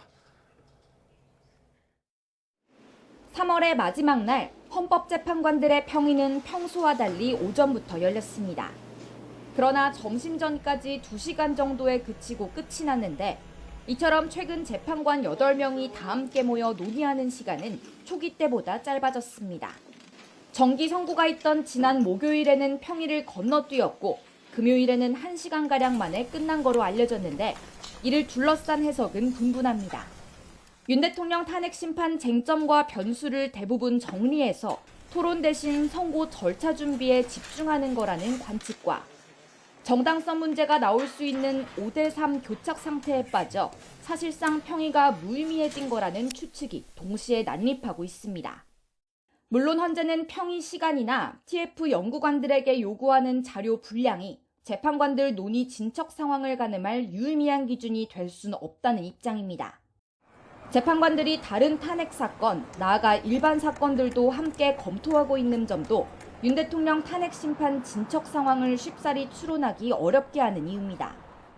탄핵 사건이 한 가지 사건만 있었던 것이 아니고 여러 가지 사건이 같이 진행이 되는 상황이었기 때문에 현재와 같은 상황에 이른 것으로 헌재는 문영배 대행과 이미선 재판관이 퇴임하는 다음 달 18일 전에 한 번 더 일반 사건들을 선고할 예정인데 내부적으로는 10일을 고려하는 거로 파악됐습니다. 이틀 연속 주요 선고를 내린 전례가 잘 없는 만큼 다음 주보다는 이번 주 후반 선고를 위해 내일이나 모레 기일을 지정할 수 있다는 전망도 나옵니다. 일각에서는 두 재판관 퇴임 뒤 선고 가능성까지 주장하는 상황에서 이번 주 전망까지 또 한 번 무의로 돌아갈 경우 침묵하는 헌재를 답답해하는 외부의 시선도 임계치에 달할 수 있다는 우려가 나옵니다. YTN 송재인입니다. 윤 대통령 탄핵 심판 선고가 결국 3월을 넘기면서 여당 지도부에서도 탄핵 심판 선고기일을 서둘러 잡아야 한다는 목소리가 나왔습니다. 여야 모두 헌재의 빠른 결론을 촉구하고 나선 건데 속내는 제각각 동상이몽입니다. 박정현 기자입니다. 국민의힘 지도부가 공개석상에선 처음으로 윤 대통령 탄핵 심판의 신속한 결단을 헌재에 촉구했습니다. 초시계까지 들이밀며 졸속 심판에 밀어붙이더니 정작 판결은 차일피일 미루는 이유가 대체 뭐냐며 이젠 결단을 내려야 할 때라고 압박에 나섰습니다. 결국 민주당의 뜻대로 되지 않을 것 같으니 판결 자체를 지연시키려 하는 것입니다. 그야말로 국민을 배신하는 행위입니다. 윤 대통령 탄핵 심판 선고일이 예상보다 더 늦어지며 최근 여당 일각에서도 빠른 결론을 요구하는 목소리가 흘러나왔지만 그간 신중론을 앞세우던 지도부까지 합세하며 사실상 신속한 기각각하 결정이 당 공식 입장으로 결정된 모양새입니다. 이 같은 기류 변화의 배경엔 결국 인용에 필요한 6명이 아직 모이지 않았다는 판단에 근거한 건데 여당 의원 30여 명은 헌재에 조속한 기각각하 결정을 요구하는 결의안을 발표하기도 했습니다. 2주차 광화문 천막당사 최고위를 연 민주당은 헌재를 향한 경고 수위를 최고조로 끌어올렸습니다. 윤 대통령 복귀는 제2의 계엄과 다를 바 없다며 당장 파면을 재차 강조했습니다. 파면에 다른 결정을 하면 역사의 을사팔적, 반역자로 기록될 거라며 거친 발언도 서슴지 않았습니다. 얼마나 중지탈대한 상황인지를 모를 리 없습니다. 본인들에게 주어진 헌법상의 책무, 역사적 책무, 국민이 부여한 책무를 잊지 마시기 바랍니다. 공식적으로는 5대3 교착론 등엔 어느 정도 거리를 두고 있지만 헌재 선고가 늦어질수록 당내 불안감이나 우려가 확산하는 분위기는 명확합니다. 앞서 여야 원내대표 회동에선 윤 대통령 호칭을 둘러싼 신경전도 벌어졌습니다. 대통령이라는 석자를 붙이기를 그렇게 인색하는 민주당을 보면서 이 상대당에 대한 존중이 있는지 참 의문스럽습니다. 외람범을 옹호하는 데에서 먼저 사과를 해요. 그 옹호하는 부분에 대해서 사과를 먼저 해야죠. 권성동 원내대표가. 여야 모두 신속 선고를 외치곤 있지만 속내는 제각각인 셈인데 결국 헌재 결론이 나올 때까진 강대강 대치 국면은 불가피해 보입니다. YTN 박정현입니다. 여야는 추경과 국회 일정 등을 상의하기 위해 마주 앉은 자리에서도 가시돋친 설전을 벌였습니다. 이른바 줄 탄핵 논란과 마흔역 헌법재판관 후보자 임명을 놓고 충돌을 거듭했습니다. 홍민기 기자입니다. 여야 원내대표가 우원식 국회의장과 함께 손을 맞잡으며 시작된 회동. 하지만 곧바로 날선 발언이 오가기 시작했습니다. 민주당이 먼저 한덕수 대통령 권한대행을 겨냥해 즉시 마흔역 헌법재판관 후보자를 임명하라고 날을 세웠습니다. 4월 1일 이후엔 중대 결심을 하겠다며 최상목 경제부총리와 함께 쌍탄핵을 시사한 데 이어 재차 마 후보자 임명을 압박한 겁니다. 국회 추천목 3인의 헌법재판관을 즉시 임명했다면 지금의 헌정 붕괴 경제 위기 상황에까지 이르렀을까? 이에 국민의힘은 쌍탄핵 압박은 민주당이 이성을 상실한 거라고 맹비난했습니다. 진영 논리에 빠진 마흔역 후보자는 헌법 체제를 수호할 의지가 없다고 주장하며 민주당이 사법부를 장악하려는 시도라고 목소리를 높였습니다. 이미 변론에 참여하지도 않은 마흔역 후보자를 임명해서 어떻게 하자는 겁니까? 다시 재판을 재개하자는 겁니까? 여야는 각 지도부 회의에서도 마 후보자 임명과 줄 탄핵 논란을 두고 설전을 벌였습니다. 국민의힘은 민주당의 내각 총탄핵 시도가 오히려 윤 대통령이 복귀해야 할 이유를 주는 거라며 총탄핵을 경고한 민주당 초선 의원들과 이재명 대표, 방송인 김어준 씨 등 70여 명을 경찰에 고발했습니다. 민주당은 한덕수 권한대행과 최상목 부총리에게서 모든 혼란이 시작됐다며 압박을 이어갔는데 줄 탄핵은 지나치단 당내 목소리도 흘러나옵니다. 개인적으로 미국 국채에 투자한 최 부총리를 향해선 경제 내란, 국민 배신이란 지적도 이어졌습니다. 야당은 산불 피해 긴급 현안 질문과 마흔역 헌법재판관 임명 촉구 결의안 통과 등을 위해 본회의를 열자고 주장하는데 여당은 사실상 헌재를 향한 압박이라며 반대하고 있어 본회의 날짜를 둘러싼 충돌도 계속되리란 전망입니다. YTN 홍민기입니다. 윤 대통령 탄핵 심판 선고가 문영배, 이미선 헌법재판관이 퇴임하는 4월 18일을 넘길 가능성까지 제기되자 후임 재판관 임명을 둘러싼 여야의 수싸움도 치열해지고 있습니다. 여당은 한덕수 권한대행 재탄핵 절차가 시작되면 후임자 지명 문제를 정부와 협의하겠다고 밝혔는데 야당은 권한대행의 대통령목 헌법재판관 임명을 제한하는 내용의 법안까지 발의했습니다. 손효정 기자입니다. 정치권이 윤석열 대통령 탄핵 심판 선고의 마지노선으로 꼽아왔던 날짜는 4월 18일입니다. 문재인 전 대통령이 지명했던 문영배, 이미선 헌법재판관의 임기가 끝나는 날로 두 재판관이 퇴임하면 헌재는 현행 8인에서 6인 체제가 돼 선고 여부가 불투명해지기 때문입니다. 탄핵 심판 선고가 기약 없이 밀리며 18일마저 넘길 수 있다는 관측이 나오자 대통령 추천 몫의 후임 재판관을 임명하는 문제가 새로운 쟁점으로 떠올랐습니다. 여당은 야당이 벼르는 대로 한덕수 대통령 권한대행 탄핵 소추안을 발의한다면 후임자 지명 문제를 정부와 협의하겠다고 밝혔습니다. 아직 정부와 논의하진 않았지만 애초 헌법재판관 임기 만료 2달 전부터 후보자 임명 절차를 시작하는 게 관행이었다는 겁니다. 민주당이 정치적인 이유로 또다시 탄핵에 돌입한다 그런다면은 어떻게 대처할 것인가에 대해서는 우리 정부와 여당이 협의해서 결론을 내리도록 하겠습니다. 앞서 권한대행은 대통령을 대신해 헌법재판관을 임명할 수 없다고 주장해왔던 데에는 이미 최상목 부총리가 대행 시절 헌법재판관을 임명해 심리가 진행되는 만큼 상황이 달라졌다고 부연했습니다. 민주당은 탄핵 심판 선고를 18일 이후로 미뤄 재판관 2명을 새로 임명하는 건 사실상 기각 결정을 끌어내는 윤석열 복귀 프로젝트라고 날을 세웠습니다. 음모론으로만 치부됐던 내란 속의 윤석열의 복귀가 자칫 현실화되는 거 아니냐, 이런 국민적 불안과 공포가 커지고 있습니다. 또 대통령 권한대행이 마은혁 헌법재판관 후보자를 임명해선 안 된다는 여당의 주장과도 논리적으로 배치된다고 맞받았습니다. 후임이 임명되지 않은 재판관의 임기를 연장하거나 권한대행의 대통령목 임명권을 제한하는 내용의 개정안도 앞다퉈 발의하고 상임위 심사 절차에 돌입했는데 내용 자체에 위헌 소지가 있는 데다 18일 전 선고를 고수하는 지도부가 법안 처리에 아직 거리를 두는 기류입니다. 여야가 문영배, 이미선 헌법재판관 후임 임명 문제엔 마은혁 헌법재판관 후보자 경우와는 180도 입장을 뒤집은 건데 결국 윤 대통령 탄핵 심판 선고 유불리에 따라 자신의 주장을 스스로 반박하고 있는 모순을 택하고 있다는 지적도 나오고 있습니다. YTN 손효정입니다. 서부지법 폭동 피의자에 대한 재판에서 검찰이 제시한 유튜브 영상의 증거 능력을 두고 치열한 공방전이 벌어졌습니다. 또 검찰이 이들에게 적용한 특수 건조물 침입 혐의가 적절한지를 두고도 대립했는데 재판 쟁점을 배민혁 기자가 짚어봤습니다.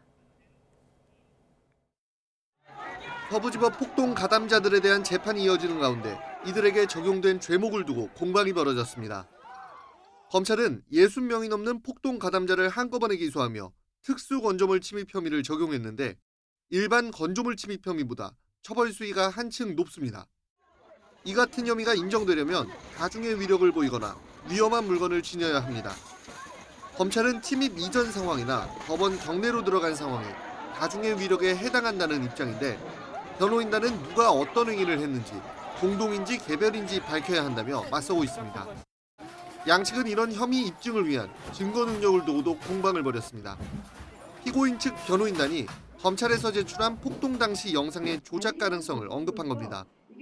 검찰은 경찰의 체증 영상과 법원 CCTV, 유튜브 영상 등 크게 3종류의 영상을 증거로 제출했는데 변호인단은 다운로드받은 유튜브 영상이 편집 등 조작되지 않았다는 걸 입증하라고 요구했습니다. 검찰은 영상이 원본과 같다는 걸 입증할 데이터를 확보해 증거 서류를 첨부했다고 맞받아쳤습니다. 검찰과 변호인단이 이 같은 쟁점을 두고 첨예하게 대립하는 가운데 서부지법 폭동 재판 결과에 관심이 쏠리고 있습니다. YTN 배민혁입니다. 경찰은 김성훈 대통령 경호처 차장 등에 대한 구속영장을 법원이 기각한 데 대해 윤 대통령 구속 취소 사정이 고려된 것으로 본다고 밝혔습니다. 경찰은 비상계엄 당시 언론사 단전, 단수 지시 의혹과 관련해 소방청 관계자에 대한 참고인 조사를 하고 있지만 최근 산불로 조사가 쉽지 않은 상황이라며 이상민 전 행안부 장관 소환도 조금 더 있어야 한다고 말했습니다. 대장동 의혹 관련 재판에 증인으로 채택된 이재명 민주당 대표가 4차례 연속 출석하지 않았습니다. 재판부는 일단 다음 증인신문기일 때 이 대표의 출석을 기대해 보겠다면서도 강제 조치가 가능한지 검토하고 있습니다. 차정윤 기자입니다. 대장동 개발특혜 의혹에 연루된 유동규 전 성남도시개발공사 기획본부장과 김만배 씨 등 민간업자들의 배임 혐의 사건 재판이 또 약 15분 만에 끝났습니다. 이재명 더불어민주당 대표에 대한 증인신문을 진행할 예정이었지만 이 대표가 이미 다른 사건 재판으로 의정활동이 심각하게 방해받고 있다며 불출석 사유서를 내고 나타나지 않은 겁니다. 이번이 4번 연속 불출석인 건데 앞서 이 대표는 과태료 800만 원을 부과받은 상태였습니다. 검찰은 재판 공전에 유감을 표한다면서 원칙대로 구인 절차를 밟아달라고 요청했고 유 전 본부장 측도 단호하게 조치해달라고 말했습니다. 과태료까지 부과되는데 지금 안 나오고 있거든요. 자기가 정당하다면 나와서 증인으로서 역할을 하고 가는 것이 맞다고 저는 생각합니다. 형사소송법에는 증인이 과태료를 받고도 정당한 사유 없이 불출석할 경우 7일 안에 감치할 수 있도록 규정돼 있습니다. 재판부도 증인신문 필요성을 강조하며 출석을 확보할 수 있는 다른 수단으로 구인이나 감치를 고민하고 있다고 말했습니다. 다만 국회의원의 불체포 특권으로 강제 조치가 가능한지 보고 있다며 우선 4월 7일 증인신문 기일 출석을 기대해보고 향후 절차에 대한 방침을 정하겠다고 밝혔습니다. 재판부가 사실상 최후 통첩을 보낸 거라는 분석이 나오는 가운데 실질적으로 이 대표에 대한 강제 구인 절차는 어려울 것이라는 전망도 나옵니다. YTN 차정은입니다. 문재인 전 대통령의 옛 사위 서모 씨의 타이 이스타젯 특혜 채용 의혹을 수사 중인 검찰이 현재 문 전 대통령에 대해 서면 조사를 진행 중이라고 밝혔습니다. 전주지방검찰청은 출석 요구에 불응하던 문 전 대통령 측이 변호인을 통해 먼저 서면 조사를 요청해왔다며 이같이 말했습니다. 전국 동시다발 산불이 완진되면서 정부는 본격적인 피해 복구 작업에 착수했습니다. 이재민이 하루빨리 일상을 회복하는 데 범정부 역량을 집중할 계획입니다. 김현아 기자입니다. 경북 안동의 한 유원지에 조립식 주택들이 들어섭니다. 약 10평 규모로 대형 산불로 삶의 터전을 잃은 이재민들을 위한 임시 숙소로 쓰일 예정입니다. 일주일 넘게 타오른 전국 11개 지역 산불이 남긴 피해 면적만 4만 8천여 헥타르, 주택 등 시설물 피해만 6천 곳 이상으로 정부는 이제 피해 수습과 이재민 지원을 최우선 과제로 놓고 범정부 지원 역량을 모으겠다고 밝혔습니다. 피해가 컸던 경북 등을 중심으로 우선 이재민들이 체육관 생활을 면할 수 있도록 임시주택과 대피시설을 확보하고 이재민 의약군지급과 24시간 건강 모니터링 등 의료 지원과 트라우마 치료를 위한 심리 치료를 강화합니다.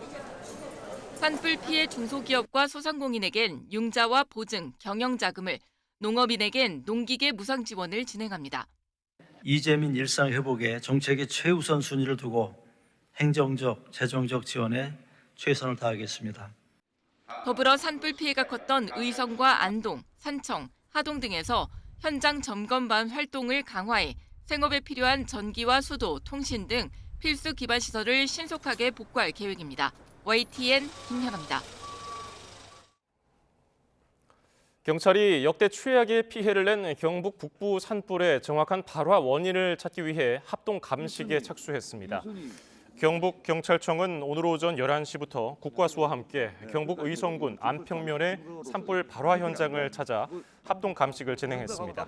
경찰은 앞서 지난 22일 오전 의성군 안평면 야산에서 조부모 묘소를 정리하다가 불을 낸 혐의로 50대 A씨를 불구속 입건해서 조사하고 있습니다. 지난 22일 발생해 닷새 만에 꺼진 울산 울주 산불은 지역에서는 역대 최대 산불로 기록됐습니다. 1,000헥타르에 가까운 산림이 불에 탔고 민간 피해도 여러 건 접수됐습니다. OTN 기자가 피해 현장에 다녀왔습니다. 집 내부가 세간살이 하나 남김없이 전부 탔습니다. 피해가 너무 커 얼마 전까지 사람이 살았던 흔적조차 없습니다. 옆집도 집 외벽만 남았을 뿐 남은 게 아무것도 없습니다.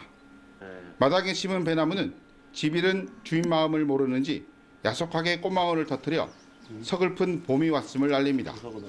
마을에서 2km 정도 떨어진 야산에서 시작된 물은 순식간에 국도를 넘어 마을 뒷산까지 옮겨 붙은 뒤 결국 마을에 피해를 남겼습니다. 하루아침에 삶의 터전을 잃은 주민이 숙식을 해결하는 곳은 동네 경로당. 군청 심리상담사에게 지난 며칠간의 이야기를 털어놓자 참았던 눈물이 터집니다. 아이고 너무너무 고마워요. 이럴 수가 있나요. 선생님 너무너무 감사합니다. 감사합니다. 산 능선을 따라 빽빽했던 나무는 수추로 변해 시커먼 가지만 앙상합니다. 나무 아래에도 나뭇잎, 풀 한 폭이 없습니다. 지난 22일 시작해 닷새 만에 꺼진 울산 울주온양 대운산 자락 모습입니다. 바람을 타고 산을 오르내리는 불길에 주민들은 대피와 기가를 반복했습니다. 일주일 만에 집으로 돌아왔지만 그때 기억은 공포로 남았습니다. 불올까봐 영감하며 살고만은 못 살겠으면 무서워가 이래 위에 사는요 꼴짝에. 울주 언양과 언양에서 난 대형 산불 두 건은 헤아리기 힘든 깊은 상처를 남겼습니다. 다행히 숨진 사람은 없었지만 1000헥타르에 가까운 산림이 타고 민가도 화마를 피하지 못했습니다. 축구장 1300여 개 산림의 면적을 잿더미로 만들고 128시간 만에야 꺼지면서 지역에서는 역대 최대 산불로 집계됐습니다. 울산시는 정부 특별재난구역 지원과 별도로 지원책 마련에 나섰습니다. 기업들이 참여를 한다면은 울산만이 또 우리 지역의 피해민들에게 보상될 수 있도록 또 산림 회복에도 저희들 최선을 다할 것이고요. 산불은 꺼졌지만 주민들 마음에 깊이 남은 생채기 치료와 광범위한 피해 복구가 큰 숙제로 남았습니다. YTN 오태인입니다. 미얀마 강진 현장에서는 65시간 만에 임신부가 구조되는 등 기적적인 생환이 이어지고 있지만 전반적인 상황은 최악으로 치닫고 있습니다. 72시간의 골든타임이 지나간 가운데 군사 정권이 대재앙 속에서도 반군을 공격하는 데에만 집중하고 있다는 비판도 거세지고 있습니다. 보도에 유투권 기자입니다. 한순간에 폐허로 변한 미얀마 제2의 도시 만달레이. 무너져 내린 아파트 아래에서 무려 65시간을 버틴 임신부가 중국 구조대에 발견됐습니다. 몇 시간 앞서선 5살가량의 어린이도 무사히 구조됐습니다. 간간히 극적인 구조 소식이 이어지고 있지만 72시간의 골든타임이 지나면서 생존의 희망은 점차 옅어지고 있습니다. 연일 40도를 넘나드는 폭염까지 기승을 부리고 있습니다. 도로와 다리, 통신시설의 복구는 여전히 엄두도 내지 못하고 있습니다. 군사정권의 공식 집계에 따른 인명피해도 계속 늘어나고 있습니다.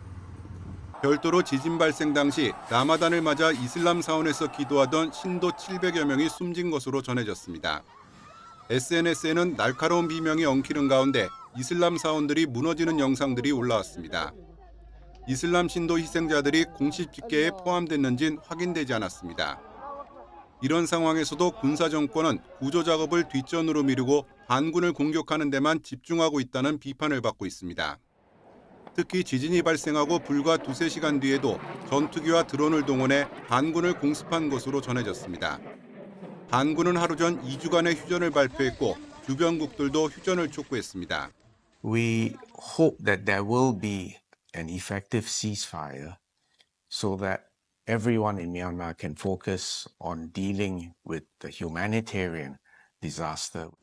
유엔과 국제구호단체들도 지진 피해 현장에서 정작 군대를 찾아볼 수 없다며 적극적인 대응을 주문했습니다. YTN 유토관입니다.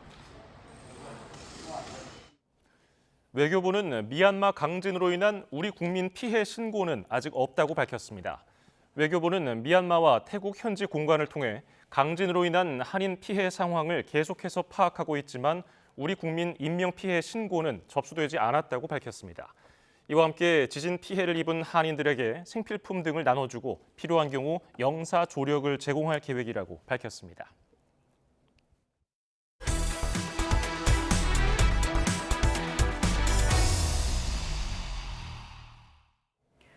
배우 김수현이 오늘 고 김세론과의 교제 의혹이 불거진 지 3주 만에 기자회견을 열고 자신을 둘러싼 논란에 대해 입장을 밝혔습니다.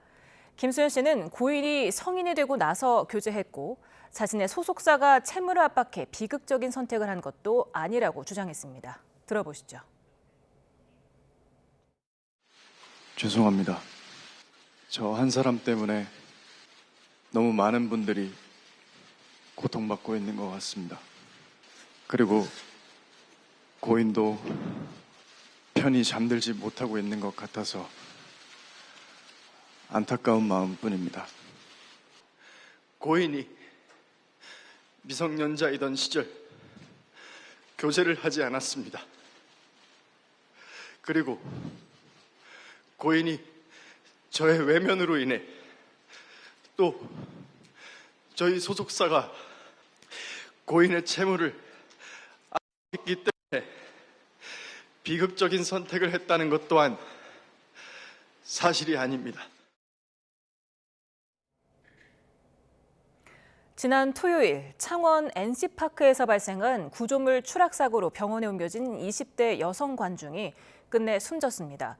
KBO는 내일 경기를 모두 진행하지 않고 애도 기간을 정해 희생자를 추모하기로 했습니다. 보도에 양시창 기자입니다. 야구장 벽면에 달린 구조물이 추락해 치료를 받던 20대 여성이 끝내 숨졌습니다. 지난 토요일 사고가 발생한 지 이틀 만입니다. 야구 경기를 보러 온 관중의 사망이라는 초유의 참사에 야구계는 충격에 휩싸인 모습입니다. 사고가 난 창원 NC파크 운영 주체인 NC구단은 사망자에 대한 애도를 표하는 SNS 게시물을 올린 뒤 언론 대응을 자제하고 있습니다. 예정된 경기가 취소된 화요일에는 창원 NC파크에 대한 정밀 안전진단을 하겠다고 밝혔습니다. KBO도 수습책 마련에 고심하고 있습니다.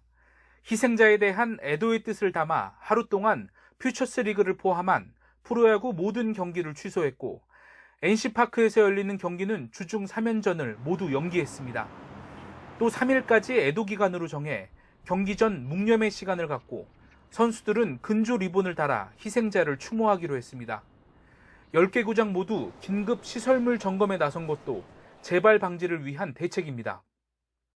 KBO와 10개 구단은 구장 그라운드 안팎의 시설물과 구조물의 안전성을 더 철저히 점검하고 구단과 지자체가 정기적으로 실시하는 자체 진단을 더욱 강화하고 정밀화할 수 있는 방안을 지속적으로 강구하겠습니다. KBO의 조치와 별개로 경찰도 수사에 돌입했습니다. 경찰은 중대재해처벌법 처벌 가능성을 염두에 두고 사건을 경남청으로 이첩해 조만간 현장 감식과 관계자 소환 조사 등을 진행할 예정입니다.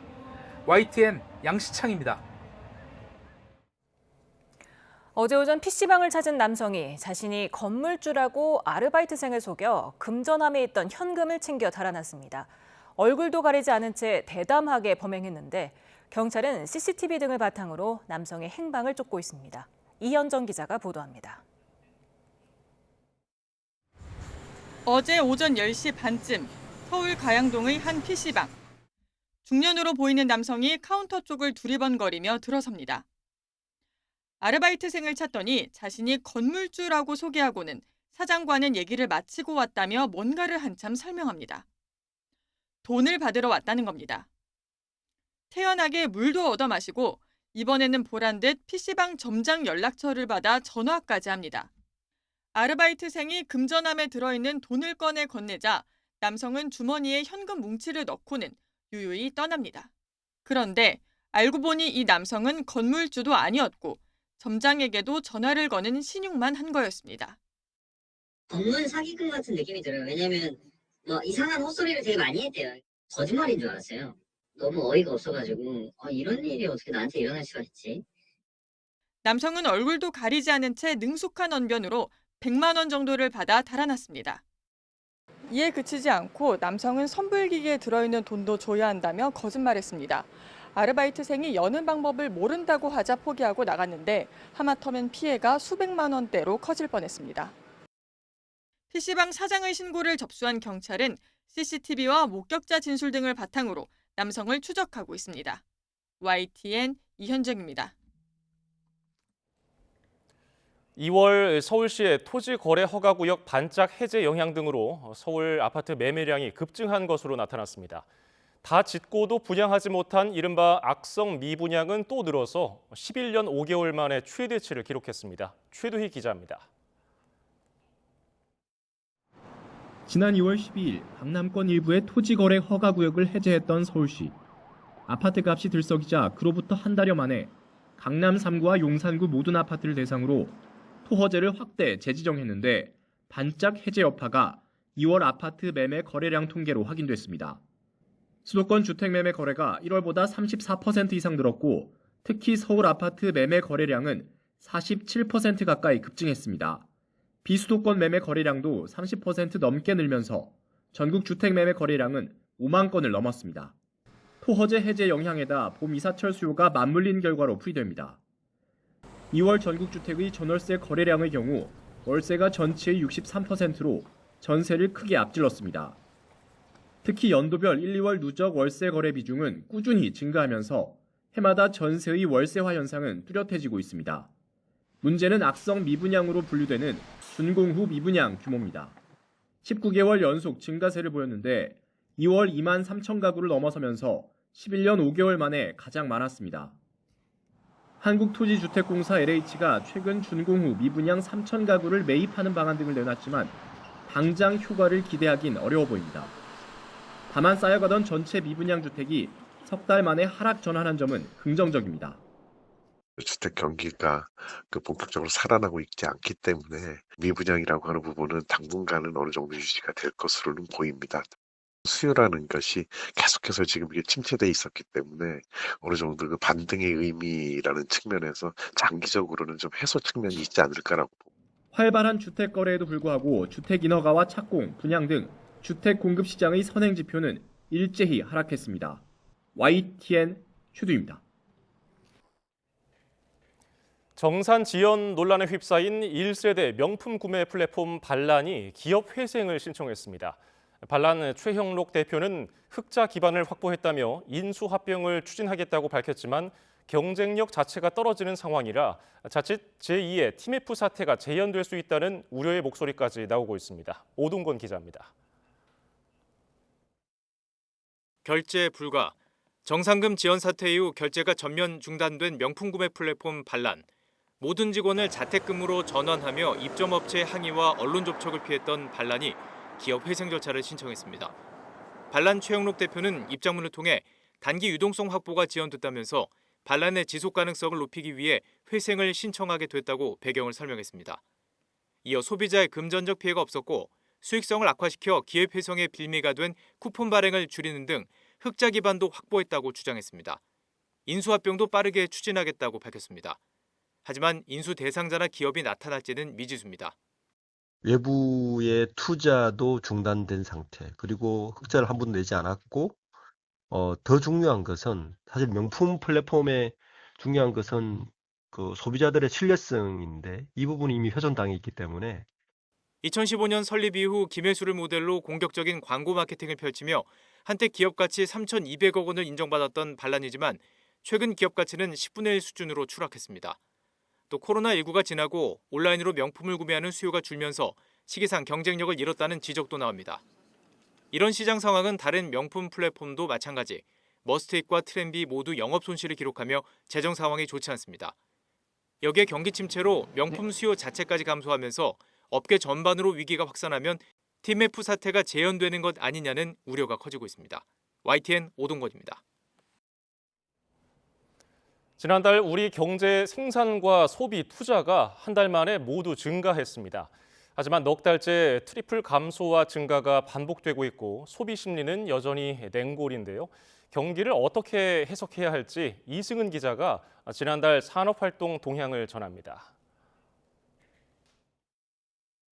통계청 2월 산업활동 동향을 보면 전산업 생산과 소매 판매, 설비 투자, 공사 진척도 집계인 건설기성이 한 달 만에 모두 증가했습니다. 전산업 생산이 한 달 전에 비해 0.6%, 소매 판매가 1.5% 증가했습니다. 설비 투자가 18.7% 늘었고 건설기성은 1.5% 증가해 7달 만에 상승했습니다. 지난달 산업활동동량 트리플 증가는 설 연휴가 있었던 지난 1월 트리플 감소에 따른 기저효과와 조업일수 증가가 영향을 미쳤습니다. 고사양 반도체 수요 지속 및 관련 장비 생산이 늘어난 효과도 있고 전기자동차 보조금 조기 집행이나 휴대폰 신제품 출시 등이 여러 원인 중 하나로 파악되었습니다. 산업활동동량은 지난해 11월 모두 감소한 뒤 12월 모두 증가, 1월 모두 감소, 지난달 모두 증가로 이어지며 넉 달째 들쭉날쭉입니다. 때문에 앞으로 흐름은 더 지켜볼 필요가 있습니다. 특히 숙박 음식점업은 한 달 전에 비해 3% 감소하며 3년 만에 최대 감소폭을 보였습니다. 항공기 사고와 대내외 불확실성에 소비 심리가 더욱 위축된 겁니다. 전달 대비가 아닌 지난해 같은 달과 비교하면 소매 판매와 건설기성 감소 흐름은 이어지고 있습니다. 정부도 월별 변동성이 큰 가운데 건설업 부진이 지속되고 있고 미국 관세 부과 등 경기 하방 리스크가 큰 상황으로 분석하며 추경 필요성을 강조하고 있습니다. YTN 이승은입니다. 수도권 광역 급행철도 GTX A 노선 삼성역 개통이 지연되며 정부가 민간 운영사에게 손실 보전금을 지급했습니다. 국토부는 GTX A 노선 운영 민간 사업자인 SG레일에 손실 보전금 145억 원을 지급했다고 설명했습니다.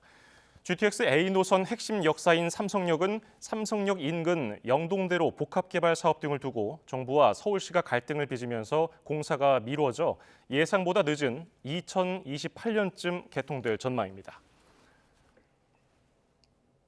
세계 곳곳에서 사회적 갈등이 확산하고 있습니다. 특히 트럼프 정부 출범 이후 국제정세 불안이 이런 상황을 더 부채질하고 있다는 분석입니다. 김선중 기자입니다.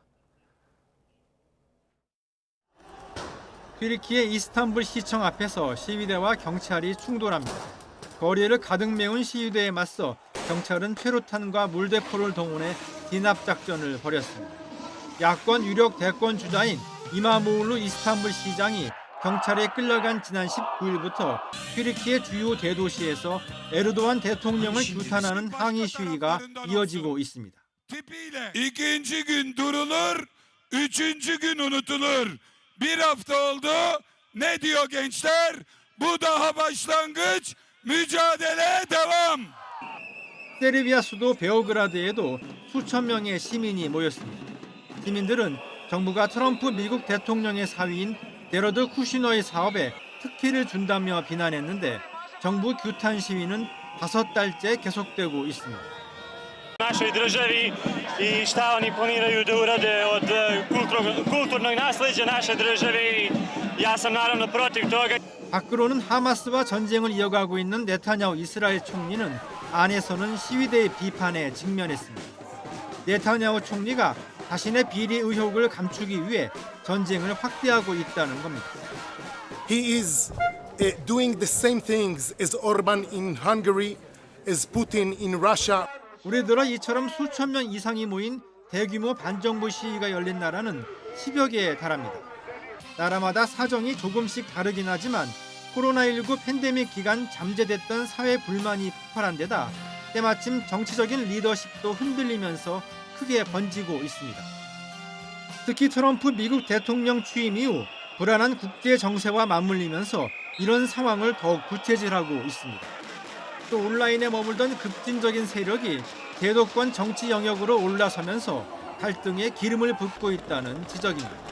YTN 김선중입니다.